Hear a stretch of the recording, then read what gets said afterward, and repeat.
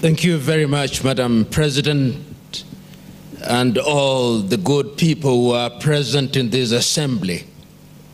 It is curious that I should be asked to speak to such a gathering of scientists who are distinguished in the area of agriculture. But yet there is a sense in which every person in Africa ought to have an interest in agriculture, and I do. And only last night, when I was thinking about what to say at this conference, I thought about two things. One, which is a presentation that was made by Kenya's Ali Mazrui several years ago, Africa, the Triple Heritage. And since Ali Mazrui traveled in different parts of Africa, talking about different things, nobody has done a documentary of that nature. And in one of the segments in that presentation, there is one statement that stands out from Ali Mazrui, that Africa produces what it does not consume and consumes what it does not produce. The other thing that came to my mind was from some of the writings and conversations that I've had in the recent past about the early years of Africa, particularly the early thoughts of Ghana's Kwame Nkrumah, as early as the year 1957, stretching way up to 1970, until on his deathbed in Bucharest, Romania in 1972. The clarity with which Kwame Nkrumah articulated issues relating to agriculture is something that I found quite relevant. Indeed, one of the things that stands out, even in those early days, was his belief that apart from attaining political independence, true liberation would only be realized by Africa if Africa could feed herself. And those who write about him recognize that one of his early obsessions was the greening of the Sahara Desert, even in those early days.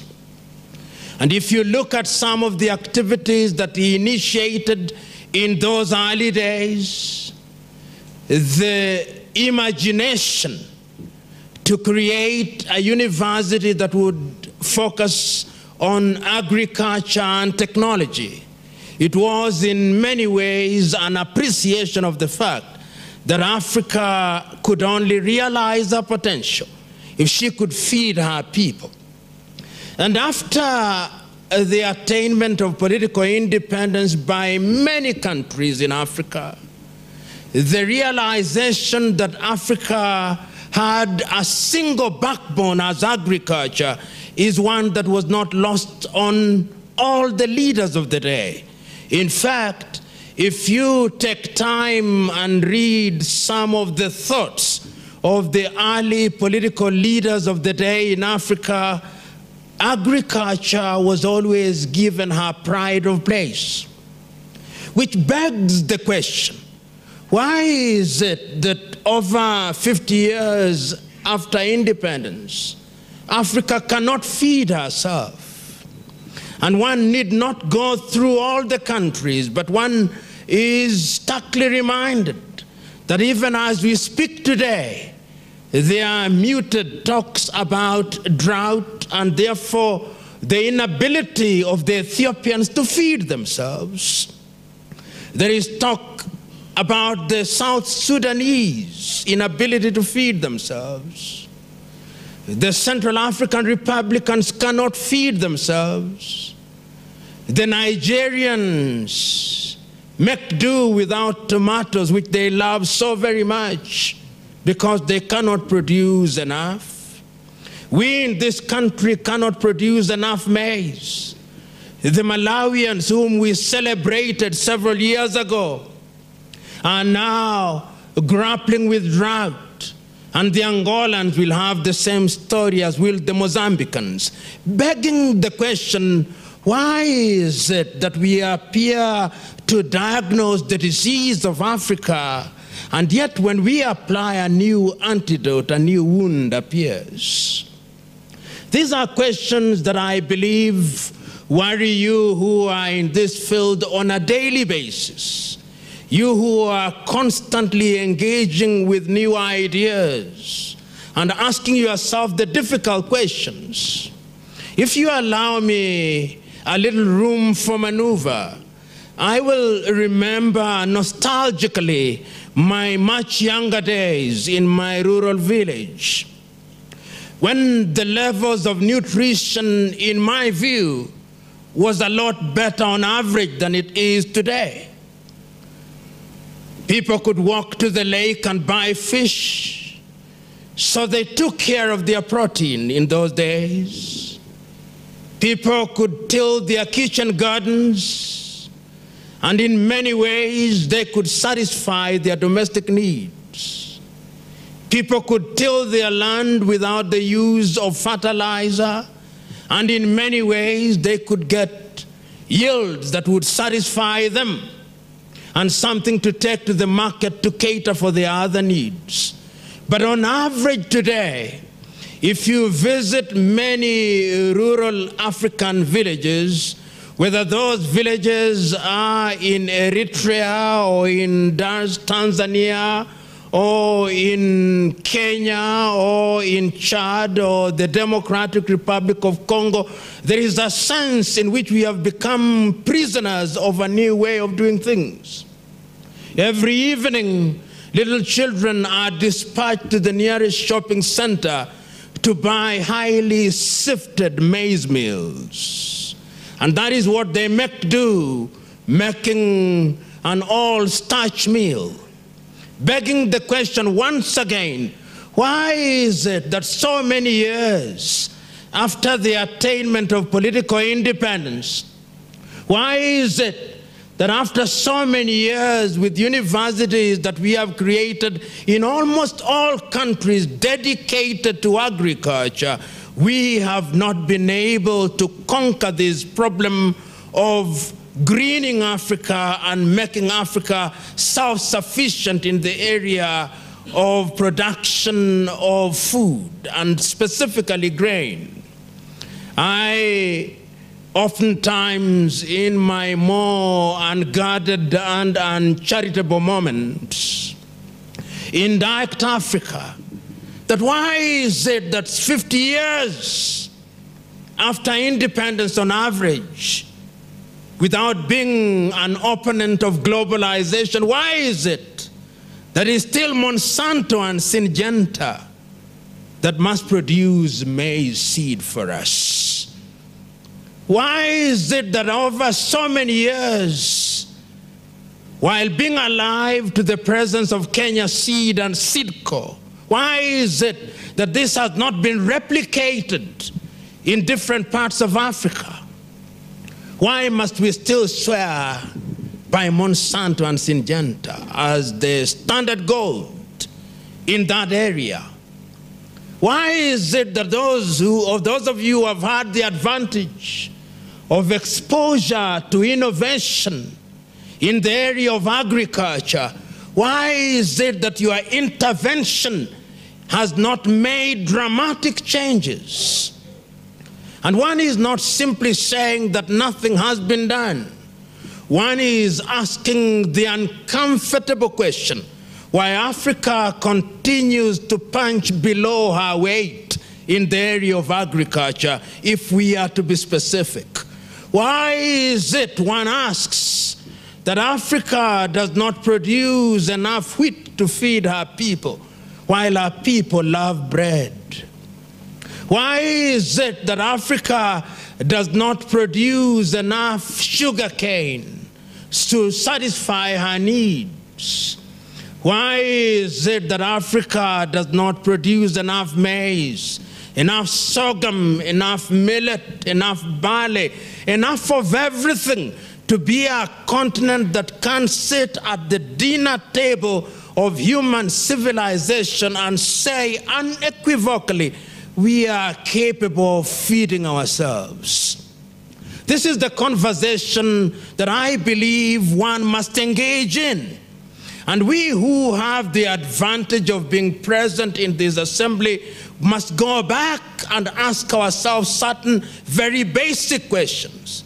I remember in the 1960s, courtesy of history, when many African countries had attained political independence, the leaders of the day were quite clear in their first-year development, 5-year development plans. If you read the development plan of any country, whether it was Tanzania or Uganda or Ghana or Nigeria or Sierra Leone or Senegal, agriculture always had a pride of place jointly with education as the areas that received the lion's share of budgetary allocation. One also saw in those early days that institutions of higher learning, both at the degree level and at the level of certificate and diploma, were given focus because it was realized by the leaders and the bureaucrats of the day that if the continent were to realize the potential, then there was need to give some focus in these areas. Land tenure systems were examined because it was assumed that sometimes the land tenure system that did not allow people to control land militated against the utilization of that land in a manner that would be productive. So that while in many countries there were different land tenure systems, if you went to Uganda, there was a competition between the modern land tenure systems, the freehold, the leasehold, and the traditional ownership. If you went to Zambia, you would find a mix of those tenure systems as you would in Ghana and indeed in Nigeria. But the idea was always, what do we do with our tenure systems to release land for agriculture? And in those early days, in the 1960s, Tanzania stood out in many ways because of the ujamaa. Articulated in a very simple form, Mwalimu Nyerere took the view that one of the ways in which you could productively enhance the utilization of land was to congregate population around areas in the nature of mini urbanized areas so that you could release land for mechanized agriculture. The improvement of seed, these were things that occupied center stage. Of course, many of these initiatives, some of which could be described as experimental, did not realize their full potential and has left this area unfulfilled in many ways. But in many ways, Africa still wanted to rely on you. Africa went into the area of producing young men and women who would be trained appropriately, because one of the things that was assumed that there were not enough men and women who had been trained in a manner that would ensure that they could contribute productively and creatively and innovatively to ensure that agriculture was practiced in a positive manner. The question then that we must ask ourselves, we who are in AGRA, and I'm happy that there is an organization known as NEPAD. There is somebody from NEPAD, and the gentleman from NEPAD will excuse me because I'm going to say something that is not very friendly, but it's not from me. Several years ago, when NEPAD came into being, the president of Gambia, called Yahya Jammeh, with whom I do not agree, said that NEPAD is nothing but NEPADs. That Africans were upon their knees as they kneel and beg before other civilizations. Of course, it was a lack of understanding of what NEPAD was created to do. We know that initiatives such as yours were designed to help in the area of helping Africa in different sectors to ensure that she realized her potential. Another organization that I'm aware is here are representations of the African Union. The African Union is the premier African organization that ought to be providing leadership in the area of agriculture. And it cannot be denied that that particular organization has tried to use our leverage over the years with a view to ensuring that Africa realizes our potential. But the question that we must ask ourselves is this: is the African man and woman in rural Kenya aware of the African Union? Or the African Union may very well be a jamboree of privileged Africans engaged in activities which leave the soul and heart of Africa untouched and unmoved. And one must now focus on AGRA. AGRA is an organization whose stated agenda is the green revolution of Africa. The question is, after AGRA has tried to intervene and had a presence in over 20 countries in Africa, the question that we must ask is whether your typical average African is aware of AGRA's intervention. Is the farmer in rural Tanzania aware of your presence? Is the farmer in rural Malawi aware of your presence? Is the farmer in southern Sudan aware of your presence? In other words, is your presence being felt? Or you are merely yet another organization in a continent that is littered with organizations which claim to be doing things which leave the continent unmoved and untouched? These are questions that we must ask ourselves, particularly now in the history of Africa.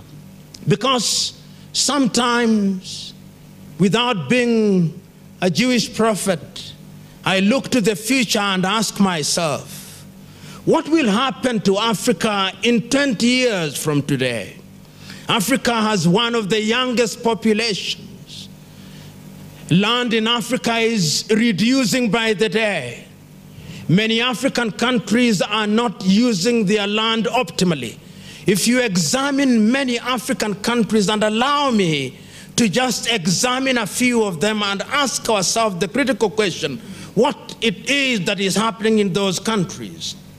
Today, Nigeria claims, and I underline the word claims, that is the largest economy in Africa, with a GDP of about 550 billion United States dollars, with possibly a population of about 200 million. They have never had a census in the recent past. If they have had one, nobody believes it.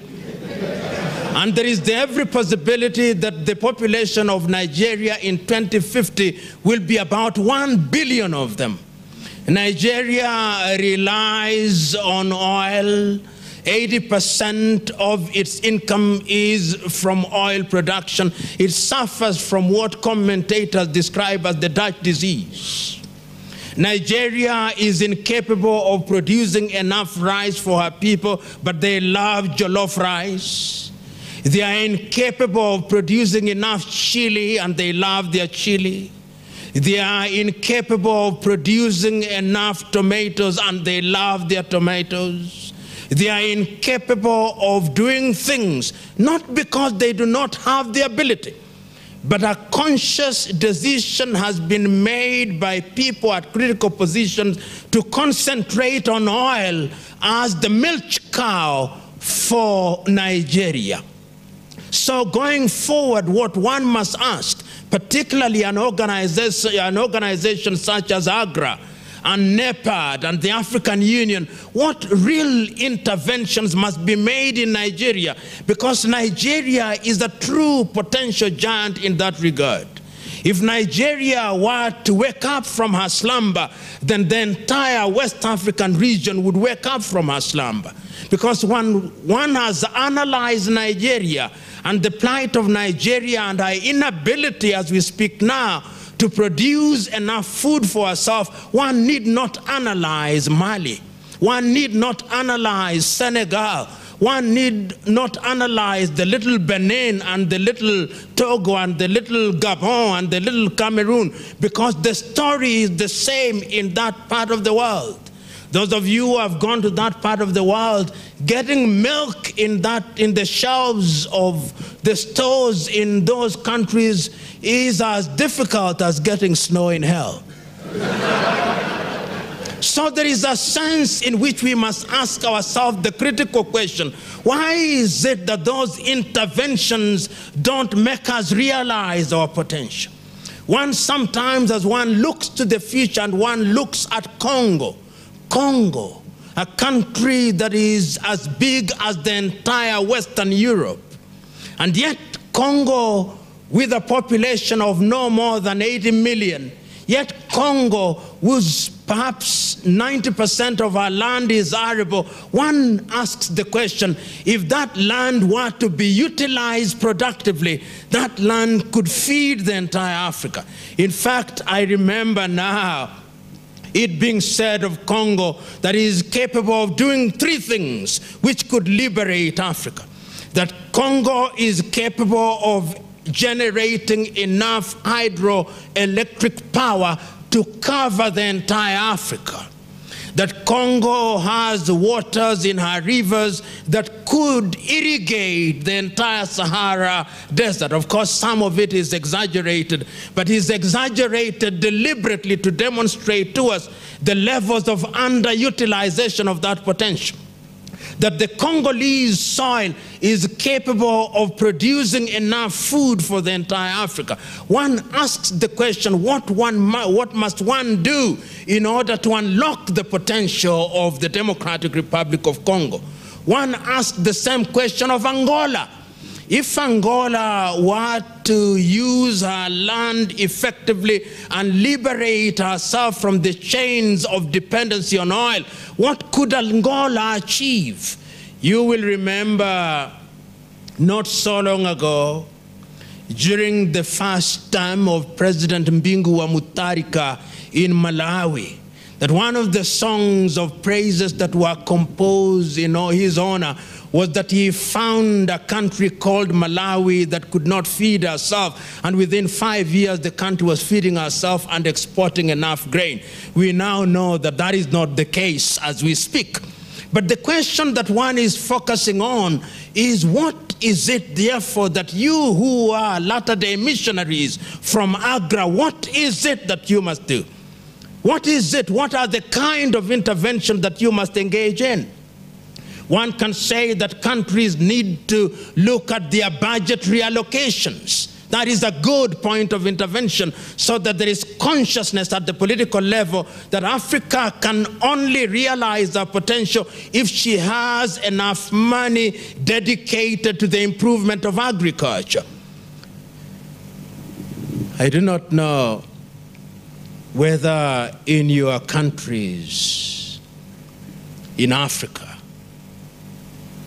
in certain areas, they still farm in the manner that is so very well described in the Bible, where very late into the period that is set for planting, the farmer discovers that it's too late to till the land, and they take some bullocks and go into some open field. And as the bullocks run through the plow, they spray the seed, forlornly hoping that some will fall in the soil and that ultimately they'll have a bumper harvest. Does that remind you sometimes of your rural village? That still happens in Africa. despite the fact that certain governments have budgetary allocations complete with agricultural extension officers with whom you engage in your daily lives. But these agricultural extension officers are engaged not in agricultural extension, but extensions of their field visits for the sake of extending their per diems. These are issues that we must ask ourselves, so that there is governmental intervention in terms of budgetary allocation. We must also ask ourselves, what about the training that we are offering our students in different parts of the country in universities? I remember in the early days when in this country we had only one university, there was a dedicated institution at Egerton which was dedicated for agriculture. And I remember in those early days, the young men and women who were trained in that institution were exported to different parts of Africa, and they served and served well. But I remember now that those institutions no longer offer agriculture. They offer other courses, including conflict resolution. There is nothing wrong with conflict resolution. But I hold the view that we should be producing more agriculture graduates rather than more conflict resolvers and archaeologists. And there is nothing wrong with archaeology and history. But there is something important about equipping our young men and women with the ability to produce food, because food is at the very heart of human development in terms of the food chain of courses that ought to be offered in different institutions of learning. The other thing that we must ask ourselves is the attitude of the men and women. And once again, this reminds me of a speech that was given in 1966 by Tanzania's president about agriculture. And this is what he said, Mwalimu Julius Nyerere, that what amazes him about his own country, Tanzania, is that 99% of Tanzanians claim that they are farmers. But 99% cannot feed more than 50%. But he said that in other parts of the world, and he gave an example of the United States of America, whether the statistics were wrong or right is another debate. He was making this point in order to, giving this example in order to make his point. He said, in the United States of America, perhaps no more than 1% claim that they are farmers, but the 1% is capable of feeding the entire population with enough to export. He said, he then asked the rhetorical question, what is it that we are doing wrong? And that is the question that perhaps I should be posing at this conference, at this assembly. What is it that we do not do right? And this is a very personal question, which each one of us who are in the sector and the area of agriculture must pose to ourselves and answer for ourselves. If indeed, before you were born, Monsanto had been established, and if indeed Monsanto over the years has been trailing the blaze in terms of offering seeds of high quality, if indeed before you went to the university, Syngenta was alive and well, and they have been doing this over the years, the question that we must ask ourselves and must be asked of the 20-odd countries in which AGRA is alive and well, why is it that the knowledge that is resident in Monsanto has not been meaningfully transferred in institutions in those countries? Why is it that the umbilical cord remains firm, alive and well and uncut even when the baby is ex utero? Why is it? This is the question that we must pose. Why is it that in the area of husbandry, in terms of fertilizer, Africa still looks for fertilizer from outside of the continent? I was telling my good friend here that there are two things that every civilization should always have control over if it is to be a civilization that will live for a long time: the production of food and the production of medicine. That you cannot leave these to others to do for you, because those are, in a manner of speaking, the building blocks of civilization. If you go to countries in Europe and you remember and remind yourselves of your own history, you'll remember that Europe had to undergo what was described as an agrarian revolution. I'm submitting to you that Africa has never known agrarian revolution. I'm submitting to you that the role of AGRA is to introduce true agrarian revolution in Africa, because it is only when there is a true agrarian revolution in Africa that Africa will be able to realize our potential in the other areas. Some of you who are familiar with agrarian revolution and the indices of agrarian revolution may not agree with me. But I'm submitting that if you only have pockets of change in a sea of a continent that does not change, then that is not change. I remember not so long ago when the millennium came about,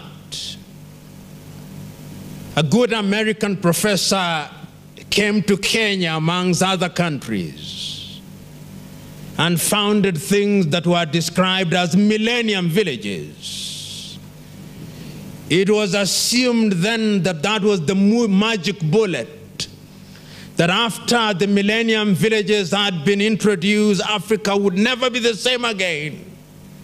And I remember visiting such a village somewhere in rural Nyanza at a place called Barsauri in Game in Siaya County. And I remember the man taking us around in the Millennium Village. And I remember the man telling us how life would never be the same again. And I remember marveling about the Millennium Village. And I remember saying to myself, lo and behold, a miracle has happened. Last year when I visited the Millennium Village, it was a shell of what it was. The reason why it is a shell is because that intervention did not find residence in the minds and hearts, and therefore did not change the culture of the people. It was a solution that was from outside and was never internalized. I'm submitting to you, therefore, that in trying to green Africa, in trying to create a green revolution, in trying to ensure that Africa changes, we must ask ourselves, what is the kind of change that we introduce? We must ask ourselves whether the culture has changed so that people are wedded to the new way of doing things. Many times, changes do not take place because that intervention is seen as being alien to the environment, as being alien to the people, and therefore when those who have introduced the change, or those who are seen to have introduced the change, have exited the scene, people go back into their default mode and they go back to their old ways. And that is what begs the question, what is the role of AGRA? Not so long ago, I was at a conference where people were talking about population of Africa and birth control. And the story was told of a young girl who had gone to an area in Kitui in Kenya. And this young girl was alone. And she was talking to young brides, on average with 2 children, talking to them about the finer points of family planning. And after she had finished, one of the women asked, "And how many children do you yourself have?" And the young girl said, I have none. And one of the women said, you are therefore unqualified to talk about family planning. I do not quite hold that view. I do hold the view that sometimes seeing things from outside gives you certain insights, which those who are inside may never have. But yet I hold yet another view, that there is wisdom in having gone through personal experience, so that the experience, the theoretical experience of the young maiden who has never had a child must be complemented with the experience of those who have had actual experience. And that is why I think that those of you who are in AGRA must ask yourself the fundamental question, why are you at AGRA? Why are you at AGRA? What is it that you want to be remembered for at AGRA? What are the changes that you want to make at AGRA? And these are very basic questions. What is it that motivates you? What is it that you want to do to ensure that AGRA changes the face of Africa? Because Africa is a continent that has now made a declaration that in the year 2063, under Agenda 2063, she is going to be a middle-level economy. Africa has made that declaration. And Africa must therefore ask the fundamental question, what are the building blocks that will ensure that she realizes that agenda? Those of you who are from the African Union, I want to believe that agriculture must be at the very heart of it, because Africa can only realize Agenda 2063 if Africa can feed herself. You who are here, what are you doing to ensure that that dream is realized? In the 1980s, if you heard that somebody was traveling to Harare in Zimbabwe, there are two things that you asked when they came back. One, you asked them to bring back. The two others, you asked them to tell you what was happening about them. The thing that you asked them to bring back was a cotton shirt. They had very good shirts. The other thing that you asked them about was the quality of their farms, tobacco and agriculture. Today, when you come from Zimbabwe, with due respect to the Zimbabweans who are in the room, the only thing you ask, which is the currency that is now alive and well? Is it the rand, the dollar, or the yuan? And I give that example deliberately in order to demonstrate the fact that intervention in areas such as agriculture must also be accompanied by a political system that appreciates people's expertise. It is not the mere possession of the land that is the solver of the equation. The same farmers, some of them who are in Zimbabwe, have now gone to Zambia and to Nigeria, and they are replicating the very same things that they were doing in Zimbabwe. And the land left to the individuals who thought that land was the solver of the problem cannot produce. It is still in Zimbabwe. The land is in situ where it was. So the intervention must also be the kind of intervention that makes people realize that the knowledge must be resident in people's minds and expertise must be locally nurtured so that people are capable of using that expertise for the general good. The other thing that I think is important is to begin to educate the people, because I know you are concerned with smallholders in agriculture, but we must never forget that the game-changing agriculture must also be large-scale farming. We must ask ourselves, what are we doing with the irrigation projects that we find in different parts of Africa, in Kenya, whether it is in Egypt and different parts of the world? One must not lose sight of that. And one must ask, what are the inputs that we are utilizing in order to ensure that Africa actually realizes our potential? In a nutshell, ladies and gentlemen, one can go on and on about AGRA. One can go on and on about agriculture, but one must now wind down in order to ask certain fundamental questions. And to me, there are 10 questions that we must put on the table in order to ensure that AGRA realizes her potential. Question number 1, which is the foundational question, is what is the reason why AGRA was created? Why did we create AGRA at all? And my understanding is that this organization exists for, among other things, for the sensitization of populations in a positive manner, that they can use the resource known as land to liberate themselves from the chains of poverty. Question number 2, which is equally foundational.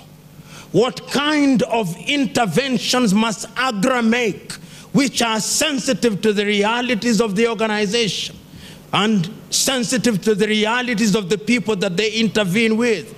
And my understanding is that AGRA exists for, among other things, intervening in a manner that is sensitive to the cultural realities of the societies in which they intervene, and in a manner that is capable of addressing the economic needs and agenda of the country in which they are intervening. Question number 3 is, how does AGRA intervene? Because the manner in which you intervene is critical to the acceptance of the agenda that you are injecting into the environment. Because there is a sense in which there must be a time when the child which has been adopted must be released so that they are able to go, so that AGRA is capable of saying, behold, we found a child that was incapable of walking, but behold, because of our intervention, it can now walk. Number 5, what are the methods that you are using, and are they sustainable after your departure? In other words, are you entering into the arena with tools of engagement, which tools can be embraced, which tools can be understood, which tools, when deployed, are capable of being utilized in a manner that will be possible even after your departure? Question number 6 that we must have, with what agenda are you leaving? In other words, with what agenda are you entering the process? Are you entering the process with a view to ensuring that the economic health of that particular community is aided? And if you are going to do so, is it visible to that community, and are they capable of appreciating that your entry will make their lives better? And question number 7, once you have entered into the agenda, what engagements do you have with the local expertise that are present on the ground, so that they feel that they are part of the equation, and that once you leave, there are linkages which are there as a point of reference if need arises? And question number 8 that must be asked, what linkages are you creating for the people that you have intervened on their behalf, to ensure that if they produce their markets, because Africa sometimes produces things that it cannot sell?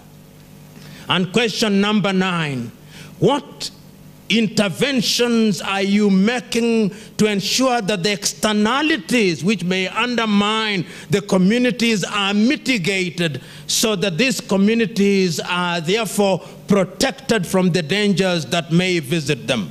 And lastly, the question that you who are present there are so wedded to the process that the people can see that your zeal and zest and vim and verve at once are transported to them, and that you own the processes as if they were your own. In my view, I believe that if those 10 things occupy the space which informs your engagement, then AGRA will be doing a good job.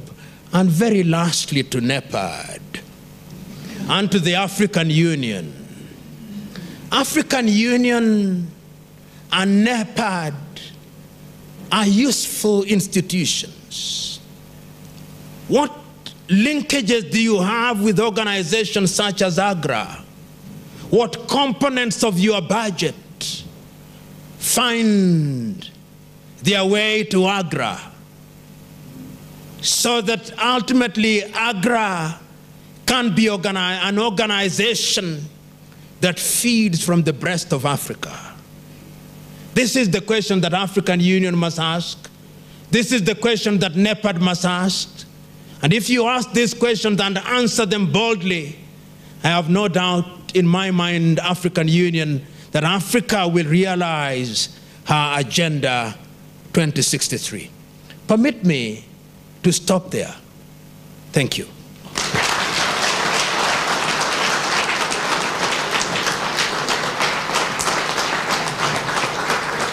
So, Professor, I want to ask, if you have so much traverse in the governance process, all right, on which agriculture also depends, what do we do? Okay, because today you introduce a few things that you think will make a change. Now, new sets of people come, they have different agenda, all right, and sustainability is crucial for what we are doing. So how do we move in that regards? Thank you. One of the key elements of this is, that governments don't feed their countries. Countries are fed by networks of agribusinesses who intervene to serve seeds and fertilizers and buy the harvest from farmers. It's really, agriculture is a business. And to that extent, we have worked extremely hard to build a series of African Monsantos and Syngentas. And let me assure you, there are some brilliant entrepreneurs out there who are busy building those companies today, thanks to the intervention of AGRA. We have invested in over 110 African seed companies, and we are confident that some of them will grow into regional giants with time. But what the problem we run into is when we go to governments and we say, these are the companies that will feed your people, they don't really believe that. They see it as really perhaps their job. And some of them who see the successes of these companies sometimes rise up or deviate off and try to thwart the growth of these companies. So my question to you is, what do we do about that? How do we convince Africa's governments that what they really need to do to feed their people is get behind the agribusiness sector that they can see now starting to grow some roots in their borders? I'm wondering if you have ever asked yourself how many head of states have been able to listen to you or to follow what you've been preaching so far. I'm asking the question because the governance issue is really a challenge, whether we're talking about the health sector, agriculture, or education. It seems to me that listening to you may at some point inform to the large extent how the head of states could look at themselves inward in making sure that they do the right thing. I'm wondering if you have a network or a pathway to reach out to them, or you are just, people come to you for advice, or you offer your services.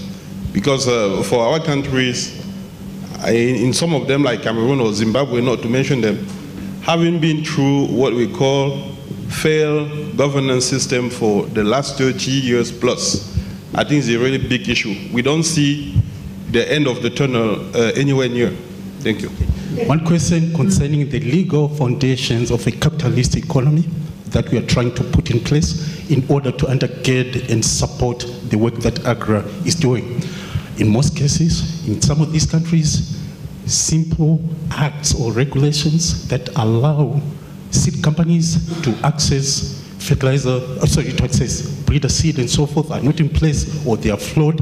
And when you try to do something to put them in place, you're told the Parliamentary Agricultural Committee members, they need certain payment in order to pass laws and, or to advocate for certain laws in Parliament. Can you will say something about it? We often ask ourselves these same questions you've been asking us for the last 1 hour.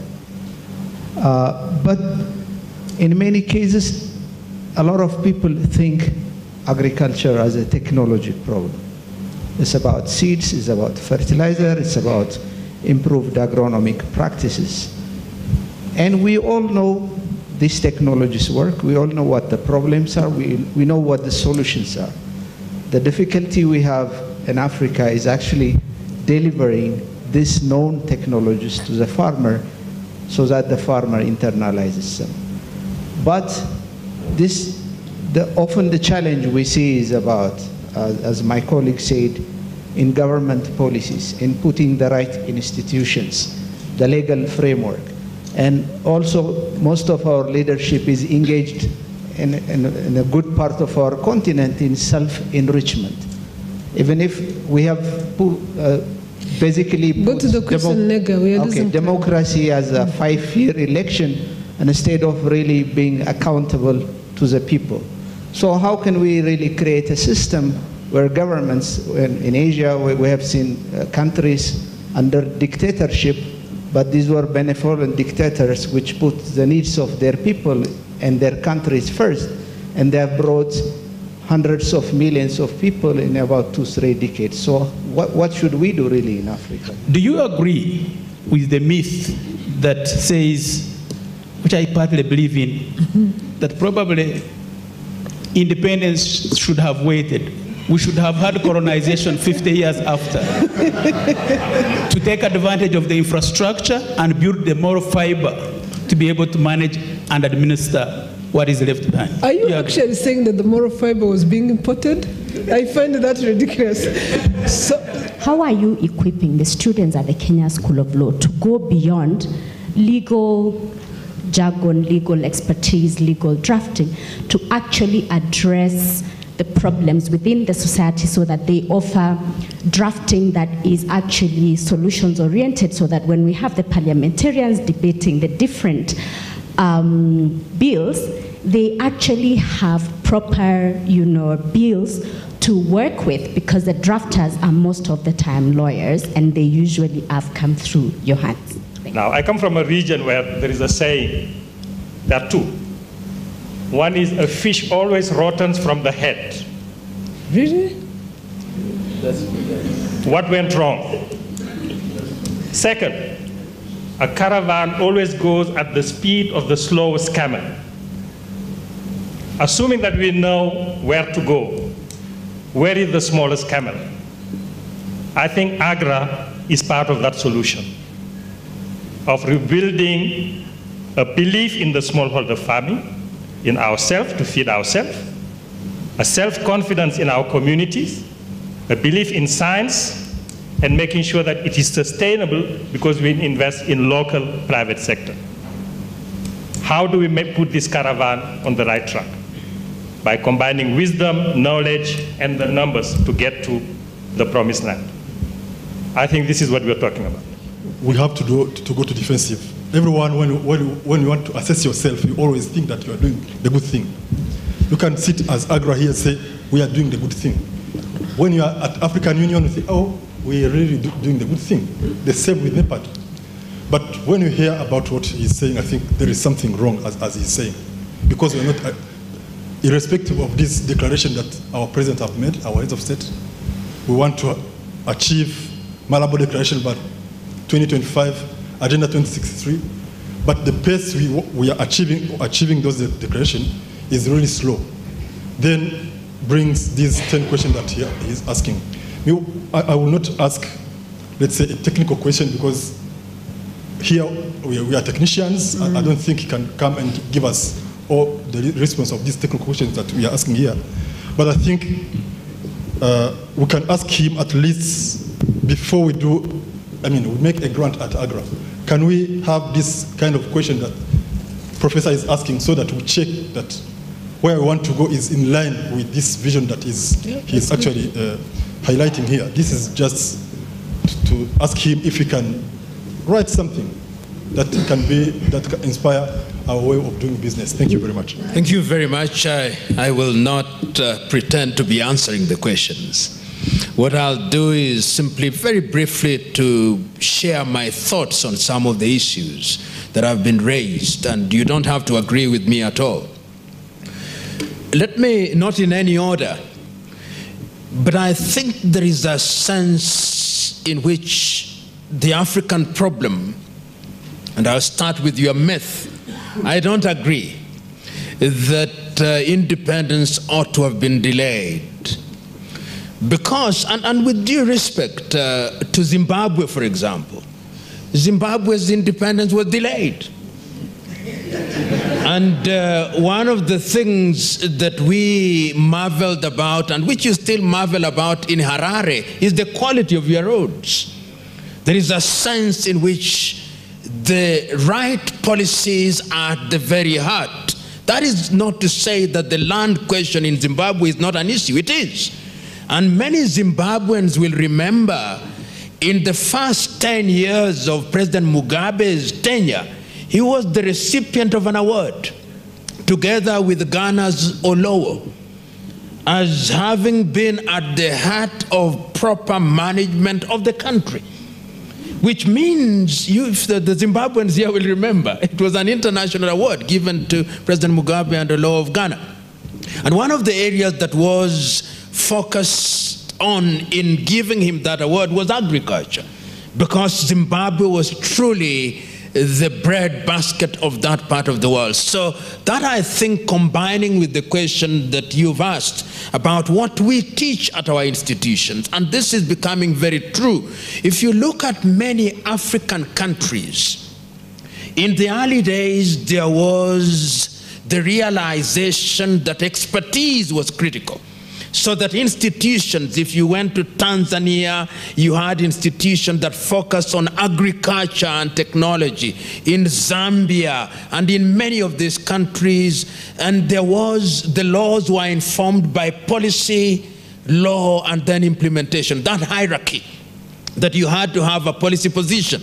And many countries had these. Of course, we think that they are now new. Now that we talk of vision, we do not know that, in fact, in the first 5 years of our independence, each country was driven by some vision and some policy, and that law was distilled from those policy and strategic positions. We've now become so tactical in our solution to things that we've forgotten that there is a strategic agenda.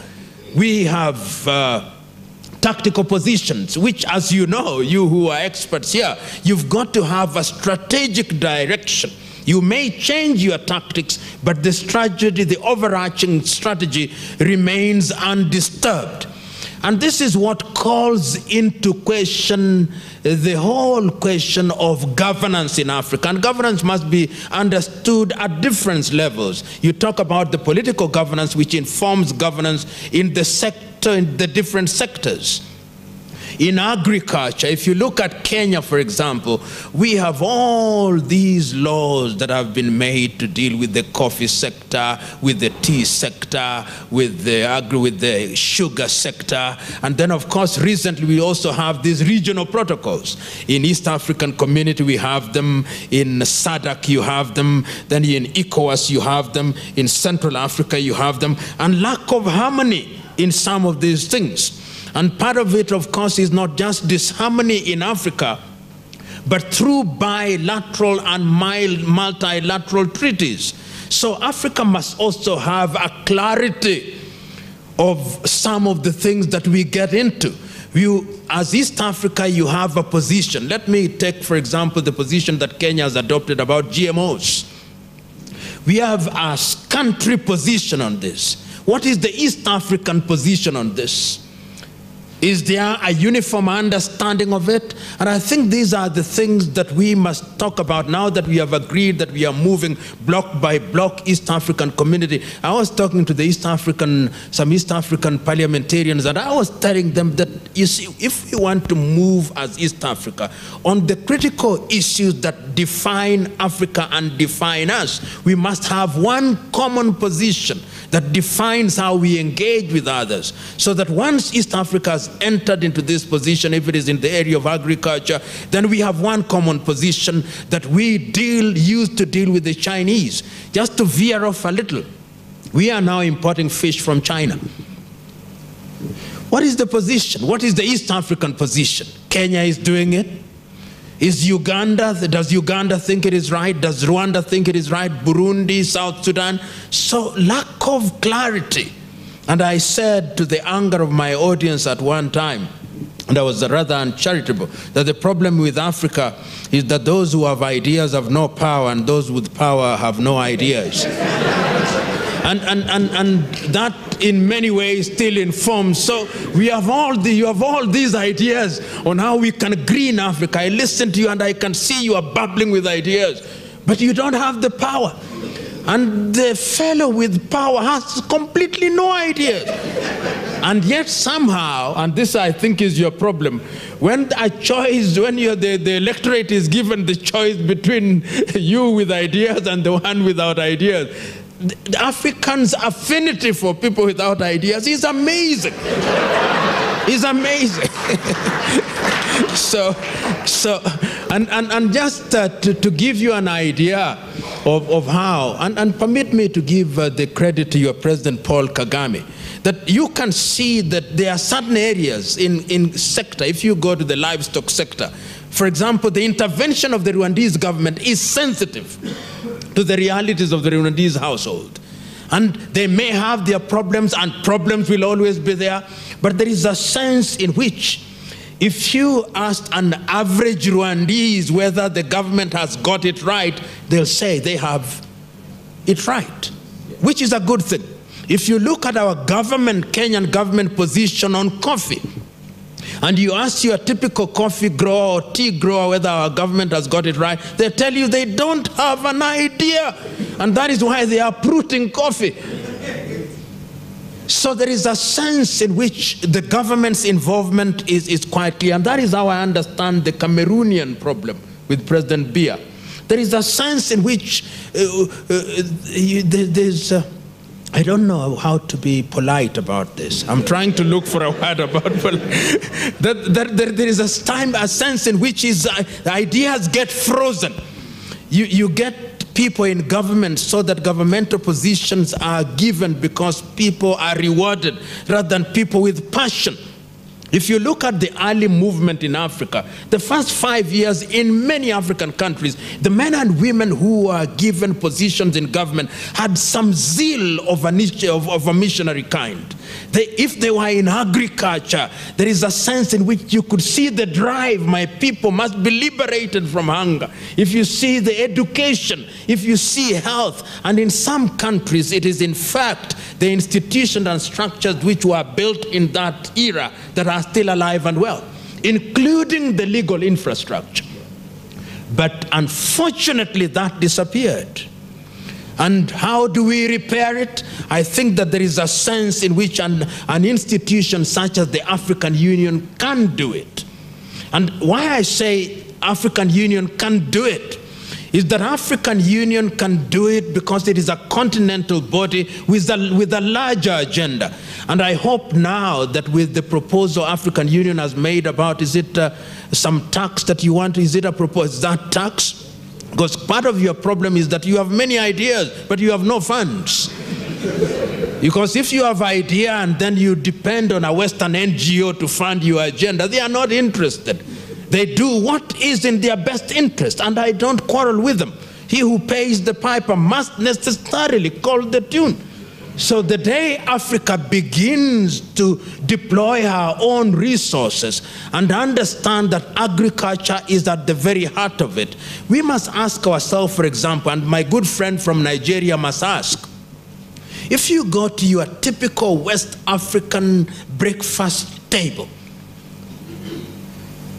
butter will be from Denmark, skimmed milk will be from Switzerland, possibly eggs from Romania or from the United Kingdom, ketchup from the United States, chilies from Portugal, so that effectively you can see, and you talked about agribusiness. If we could ensure that there are these linkages in markets so that the farmer, right now I belong to some group and I see somebody say, I had a lot of mangoes, but the mangoes are rotten.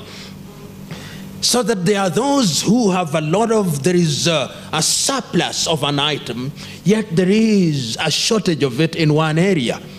And I think that this is something that must be done, and I think the African Union can achieve it. So linkages between AGRA and African Union and ECOWAS and SADC and EAC cannot indeed be underrated. And of course, the question that was asked from Ethiopia, there is this argument that is now alive and well, whether Africa does not need benevolent dictators.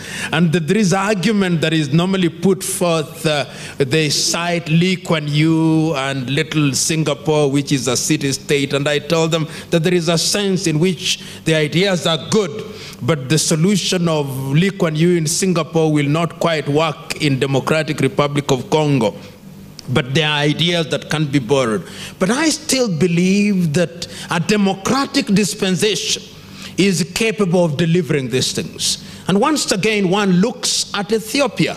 Ethiopia, a population of nearly 90 million, slowly releasing its... And I think that the Ethiopian model, if it continues at the pace at which it is continuing, there is a sense in which Ethiopia, in the next 30 years, may be a country to look at. Releasing the political space slowly, because you don't want to confront us with some of these ideas too quickly, like I find ourselves confronted in Kenya and other countries. Slowly, and slowly working on the land tenure systems. I was telling him, in my rural village, somebody who is working on a swamp asked the local community to give one block of 100 acres of land, and there was none to be found, because after every 10 meters there is a grave. And in my culture, you can't just come and plow down this grave, because the departed will visit pain upon you. So you can see that sometimes dealing with these issues is not as easy. You have fellows, you start off, your father left you with 10 acres of land, you have 5 brothers. 10 years down the line, it is now divided into 2 acres. You have each 3 sons, and now daughters are also included. By the time you are finished with dividing this land, each one of us now has a piece of land of this kind of acreage, just a small space like this. And you must agree with me that that also militates against the intervention that you are making. And there are areas in which, like Kenya, what percentage of land is arable in Kenya? Very small percentage of land is arable. And the Sahara Desert is not shy about moving down south. So there is a sense in which all these things must also be looked at in the context of land tenure systems. And this is something that I know we are not confronting, and you confront it on the ground. So as I conclude, there is a sense in which technology is a problem. In fact, Nyerere had it right. He got it. He realized very early on, how do we do it? We do it by putting together. Right now, our government, for example, says that electricity, there is 60% penetration. In my rural home, there is one transformer.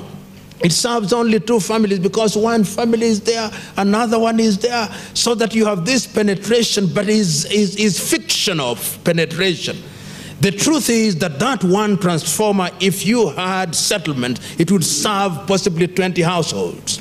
It would release land, and it would ensure that indeed you can have some of these things done in a manner that is friendly to technology. And lastly, we must also consider, I remember, and some of you will remember, in very many households in rural Africa, there was a kitchen garden. It may not have been called a kitchen garden, but there was something where there was always a banana plantation. There was always some tradition of vegetables. Once you'd washed your utensils, you'll pour water into it. It is irrigation by accident, but irrigation nevertheless. All these things have to be brought to bear. And one must conclude by saying that one is simply giving the ideas, but I think that the game changer in Africa,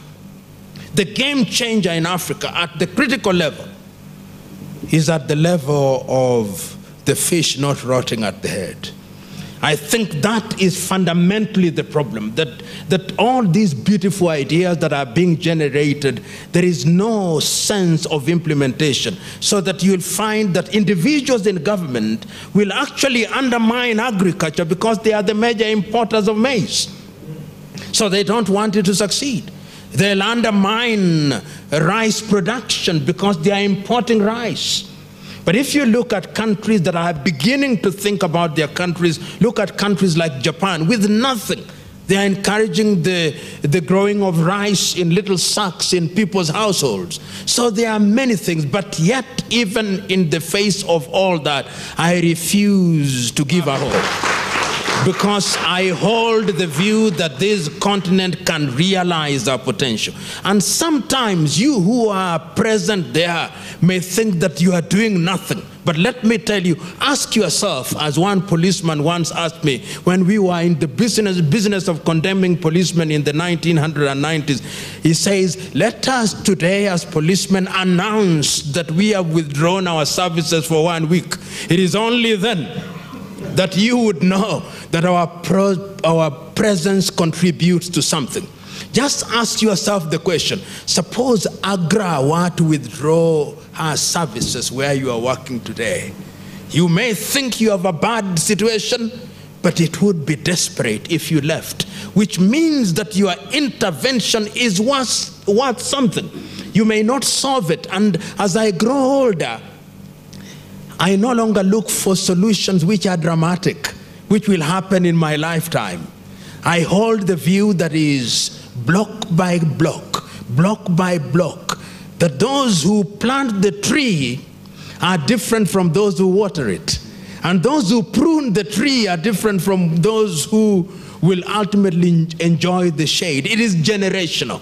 If you look at it that way, then you will be comfortable in the knowledge that you only play your part, and play it so well that when you go to sleep, you have a decent 5-hour sleep. That is the only way. Thank you.